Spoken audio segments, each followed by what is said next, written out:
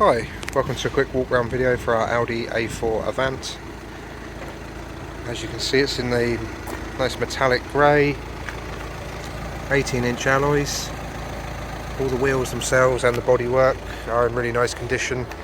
I didn't spot anything major when I was taking the photos just now to point out to you, but if I do spot anything during this course of the video, I'll obviously make it clear.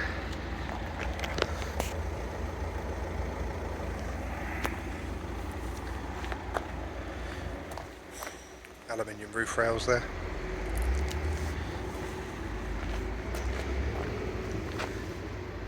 It's the LED type rear lights, so they'll appear to flicker on the video. They're not flickering in real life.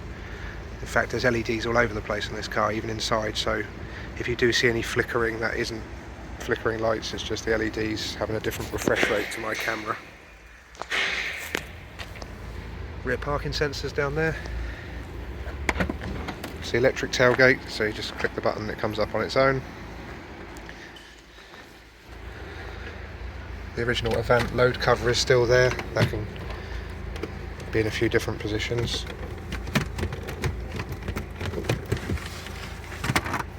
Not the easiest to operate just with one hand and a camera, but there you are. So I'll pop that up out of the way so we can see what we're doing for a minute. It's got a rubber load liner. Underneath that, there's your full-size spare wheel. Well, sorry, not full-size, is it? It's a space saver spare wheel. Little cubby hole in here is a very posh oil holder, Castrol. There is some Castrol oil in there as well. I've checked. I'll include a picture of that for you. Then over this side, we've got some sort of netting and a 12-volt point just there. Then when you want to close it, it's just that button there. The tailgate comes down and closes on its own.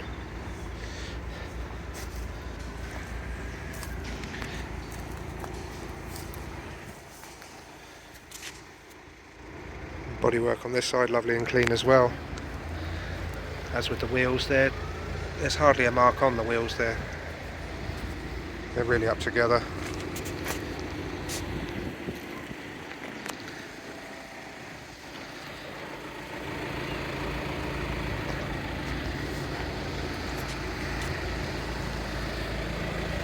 You've got front parking sensors there, along with the headlight washing system. They are the Xenon type headlights with the LED running lights. Again, they're appearing to flicker in the video, but in real life they do not.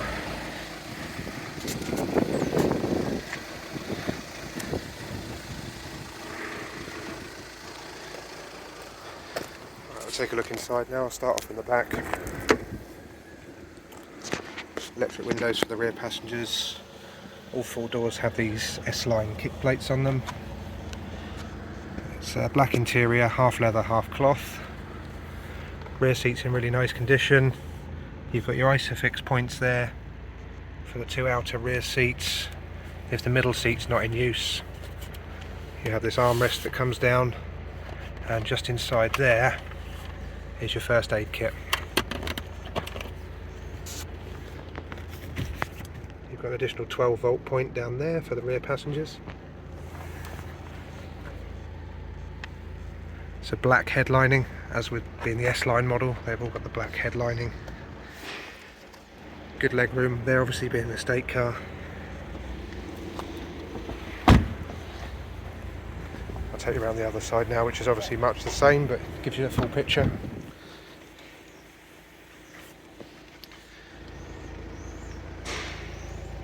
Seats in really good condition. Best angle to show you here, it's got airbags on the sides of the front seats as well.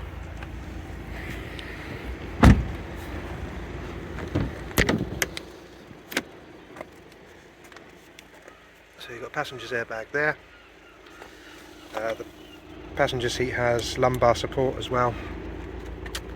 Being the S-Line, it has these extendable, what would you call that, seat base? I guess extendable seat base for more of a sporty type seat. They've got the S-Line logo embossed in here as well, or is that debossed? I can never remember which way around it is. Anyway, the logo is visible there. It's quite a sort of sporty looking seat. Plenty going on in the glove box. So there's a CD changer there, there's a little storage area there. That is for the MMI input, so you need to get a lead that corresponds to your device, and then you can control that through the head unit. This over here, I have no idea. It looks like a key, but it's hollow. I'll have to Google what that is, because that's a curiosity. I've not seen that before. There's also a switch up there to turn your front airbag off if you wish to use a child seat in the front. And then you've got your sat-nav disc and all your owner's manuals in there. I'll include pictures of that separately so you can see exactly what's going on.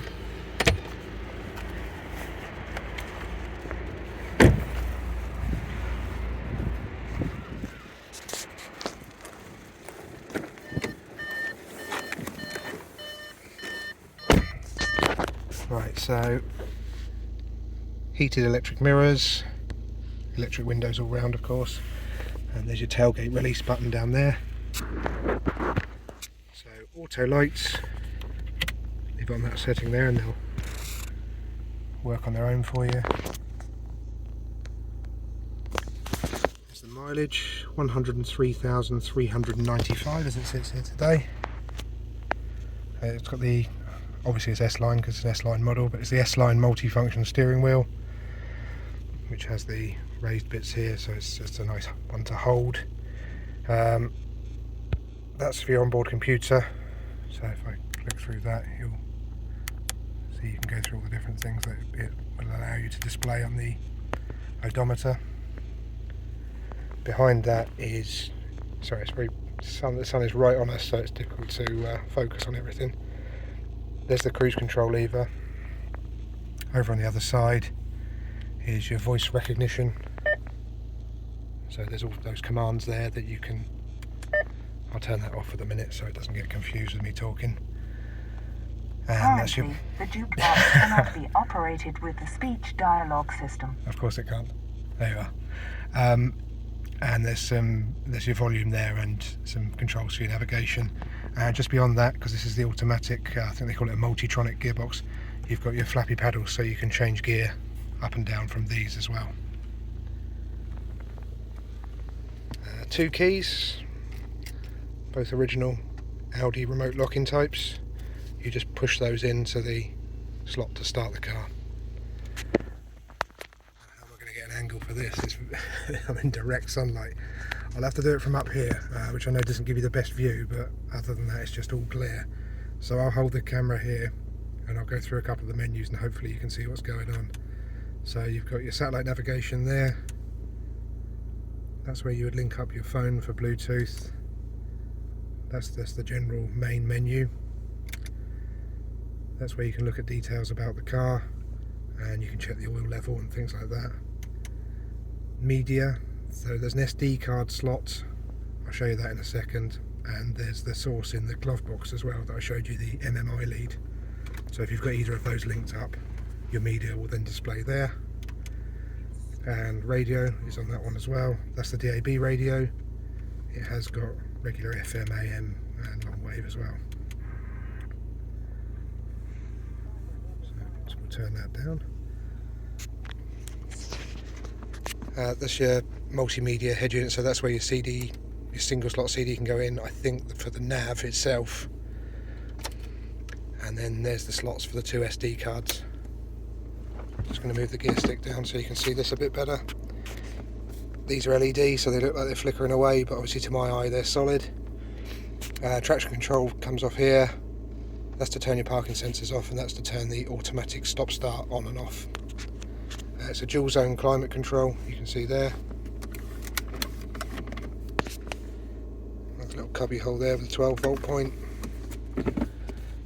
There's your gear lever, so obviously you can go down into drive, and then you can either use the paddles that I showed you on the steering wheel, or you can use the lever to manually go up and down the gears, or you can, like 99% of people, just leave it in drive. Electronic parking brake. That's the controls I was using to show you all the menus available on the screen there, and then that's just your volume, and you can skip forward and backwards from that one as well, if you know radio stations or CD tracks. cup holders and cubby hole, sliding armrest, inside of which there's another 12-volt point. What else have we got in here? Auto dimming mirror. I don't know how well you'll see that. I'll include a picture to show that a bit better. And you've also got some airbags over there in the pillars, and your vanity mirrors there.